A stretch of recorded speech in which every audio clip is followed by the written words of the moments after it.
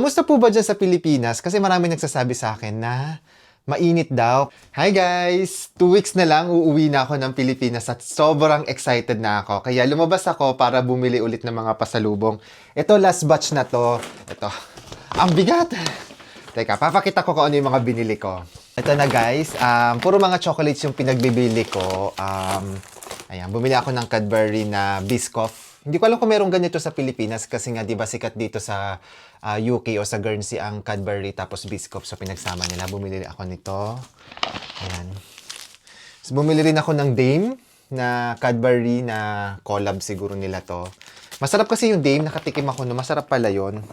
Tapos bumili ako nitong Tony's. Last time nagustuhan nila yung Tony's na binili ko o binigay ko sa kanila. Pero ito kasi parang new flavor.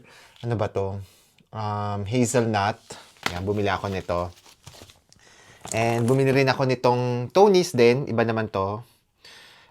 Milk chocolate ganache. Bagong flavor ng Tony's. Meron ba nito sa Pilipinas?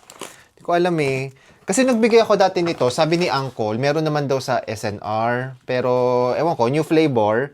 Tapos ito naman ay caramel. Ayan. Ang bigat. Actually, mabigat siya. Tapos, bumili ulit ako nitong Cadbury ulit na Biscoff. Ayan.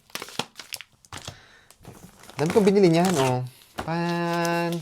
Para sa mga friends and families. Tapos yung dati kong binili, yung pinakita ko na dati, ito, yung Cadbury din.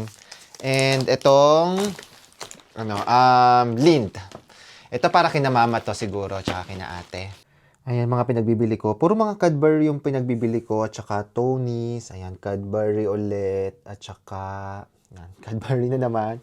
At saka Lindt, ayan. Ito siguro special kina mama, ate, at saka kina Kuya Ryan at David. Hindi ako bumili nung mga Galaxy kasi last time hindi naman nila pinili yon. Pero ito, sobrang bigat na nito. Teka, timbangin ko nga kung anong... Ayan guys, timbangin natin kung gaano kabigat na itong mga tsokolating pinagbibili ko. Feeling ko kulang pa to kasi sa dami ng pamilya ko, pamangkin pa lang, kapatid, tapos yung mga friends pa, tapos sa Habibi family, actually kulang, feeling ko kulang siya. Kaya kung konti man lang po yung maibigay ko sa inyo or kung hindi ko po kayo mabigyan, pasensya na po. Mabigat kasi. And sabi naman ng ng kapatid ko, kahit nga daw hindi na ako magdala, okay lang eh. 'Di ba? Ang babait nila. Try natin timbangin. Ayan. 9.97, almost 10 kilos na kagad. Eh, ilan lang yung baggage ko? Parang 23 kilos lang to. Kaya punong-puno na kagad talaga. Pero okay lang. Sana mapasaya ko lahat ng mga bibigyan ko dito. And so far naman, tuwing umuwi ako, lahat ng mga binibigyan ko, very grateful sila. Actually, kahit hindi daw ako magbigay, okay lang. And makita lang daw nila ako. Char! Ayun guys, sobrang excited na ako umuwi. And kamusta po ba dyan sa Pilipinas? Kasi marami nagsasabi sa akin na mainit daw. Kaya nag-iisip ako kung ano yung mga dadalhin ko bang mga damit. Dapat siguro mga maninipis lang, no? Yung mga presko tsaka mga shorts.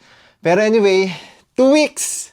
Ilang tulog na lang, malapit na ako umuwi ng Pilipinas at sobrang excited na ako. And see you guys. And lalong-lalo na yung pamilya ko, excited na ako makita kayo.